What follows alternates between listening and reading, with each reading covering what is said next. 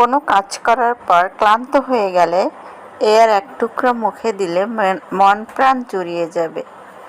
আসুন দেখি এই মন প্রাণ ঠান্ডা করা এই জিনিসটা কিভাবে বানানো যায়।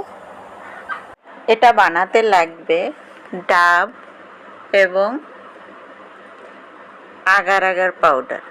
জাস্ট এই দুইটা জিনিস দিয়েই এটা বানিয়ে ফেলা যায়। তো আমি এখানে 2টা ডাব নিয়ে নিয়েছি, আর ডাবের যে শ্বাসটা একটু শক্ত হলে একটু দেখতে ভালো লাগতো, তো আমার এখানে নরম নরম আছে, সেটা নিয়ে নিলাম।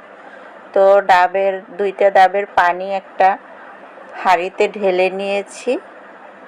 এখন এর ভিতরে সামান্য একটু চিনি দিয়ে দিয়েছি। যদি কেউ মিষ্টি কম খায় তাহলে চিনি না দিলেও হবে, এমনিতেই ডাবের পানিতেই মিষ্টি হয়ে যাবে। তো আমি 2 চামচ আগার আগার পাউডার দিয়ে মিক্স করে নিয়ে এখন আমি এই ডাবের পানিটা ফুটিয়ে নেব। তো ডাবের পানি ফুটানো হয়ে গিয়েছে, এখন তুলে যে কোনো একটা পাত্রে ঢেলে নিতে হবে। তো আমি একটা প্লাস্টিকের বক্সে ঢেলে নিয়েছি। এখন এর ভিতরে ওই যে ডাবের যে শ্বাসটুকু ছিল সেটা দিয়ে দিলাম। তো এটা যদি একটু শক্ত শক্ত হতো তাহলে দেখতে খুবই ভালো লাগতো, স্লাইস করে দেওয়া যেত। তো এখন এভাবেই দিয়ে দিলাম। তো আমি কিছুক্ষণ জমিয়ে নিয়েছি, এখন আমি এটাকে ঢেলে নিচ্ছি। এই যে কত সুন্দর জমে গিয়েছে দেখুন।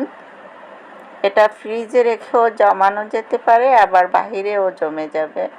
আধা ঘন্টা 1 ঘন্টার মতো রাখলেই, যদি দ্রুত জমাতে চান তাহলে ফ্রিজে রেখে জমালে ভালো হবে। তো আমি এখন একটা প্লেটে এটা ঢেলে নিচ্ছি।